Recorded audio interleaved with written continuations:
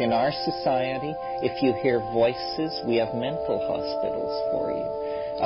If you have vast visions of the future, we have drugs that can help you and make this go away. So then somehow in modern society, the discovery of psychedelics is the discovery that all of this cultural machinery is just Wizard of Oz stuff. You remember the scene in The Wizard of Oz where the curtain is swept back and they see the little guy there, and he says, booming out over the loudspeaker, "Ignore the little man pulling the levers. Ignore the little man pulling the levers." Well, the little man pulling the levers is what sweeps into view with psychedelics, and you discover, culture is provisional.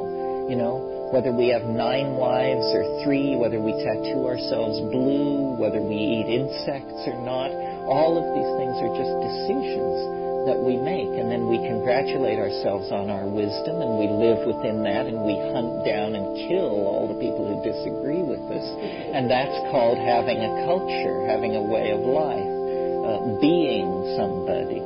But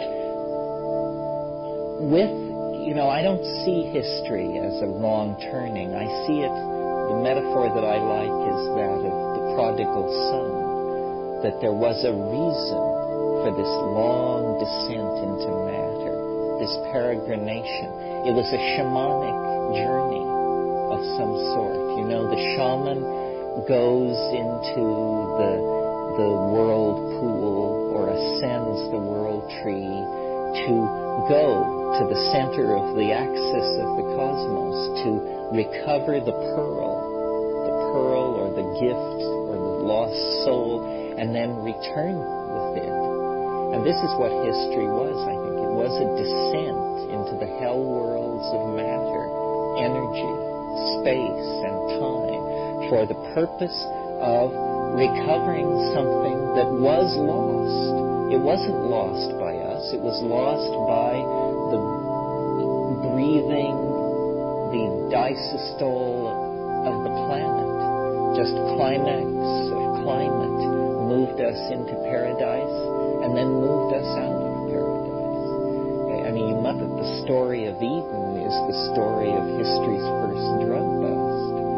I mean, it's the story of a whole lot of tension over who's going to take or not take a certain plant which confers knowledge. And Yahweh, wandering in the garden, says to himself, if the man and the woman eat of the fruit, they will become as we are. The issue was co-equality, co-knowledge with the Creator. Well, where do we stand, in man's existential march? How does that work? Can we always accept the subservient, infantile position? I mean, is knowledge to be dispensed by gods, and if not gods, then the institutions that appoint themselves as gods over us? Or is it actually that maturity begins with somehow claiming this birthright?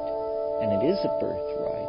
And I don't know if a society can survive the claiming of this birthright by a large number of people. Certainly in the 1960s, when this was attempted, everybody got very agitated, and then it was frozen out. In so-called primitive or pre-literate societies, there is the office of the shaman, and the shaman is deputized to act for all of us. In the same way that we have airplane mechanics to fix jet engines, we have shamans to explore these hidden and fairly terrifying other dimensions. The people who self-select themselves into a group like this, in a society like that, would be the candidates for this kind of shamanic voyaging. Well, so then what is it finally all for? Or is it for anything? Is it just maybe my problem that I think it's for something? Well, it is and it isn't. I mean, see, we have real problems. We could perish from this planet in some kind of radioactive petroleum war or what have you, and it wouldn't change the fact that shamanism did exist, that these dimensions were there and were explored by courageous, high-minded people for thousands of years. But I think that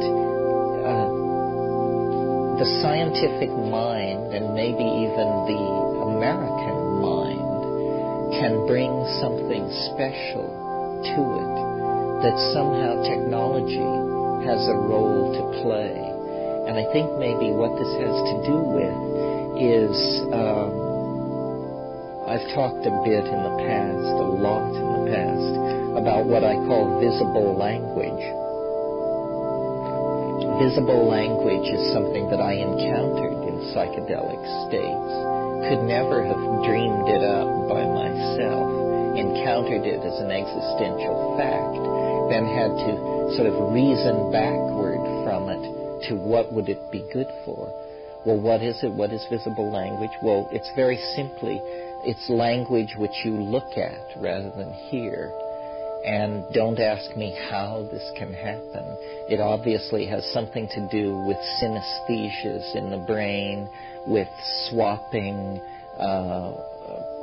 neural processing units and somehow shunting a stream of data which would normally be audially interpreted. Instead, it goes to the visual cortex. And this occurs often in DMT intoxication, and it has a long and noble history in the Amazon in ayahuasca shamanism.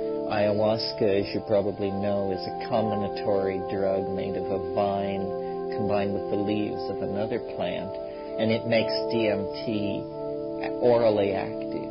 Normally DMT is destroyed in the gut, but you take it in combo with this other thing, beta-carboline, and then it's active. Well, in the Amazon, these people sing what they call icaros, magical songs.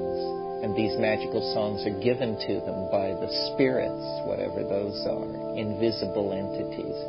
But the magical songs are invariably criticized pictorially and sculpturally rather than musically. Nobody ever talks about how these things sound. People only talk about how they look. And I had read about this and heard about it and went down there and spent time, again, curiosity is the only method, poking around. Finally got somebody who knew how to brew this stuff to make this happen. And, you know, I had seen it before on DMT, but on DMT it's somewhat out of control. It's as though your entire syntactical engine has sprung out of your chest and is rattling around on the floor in front of you.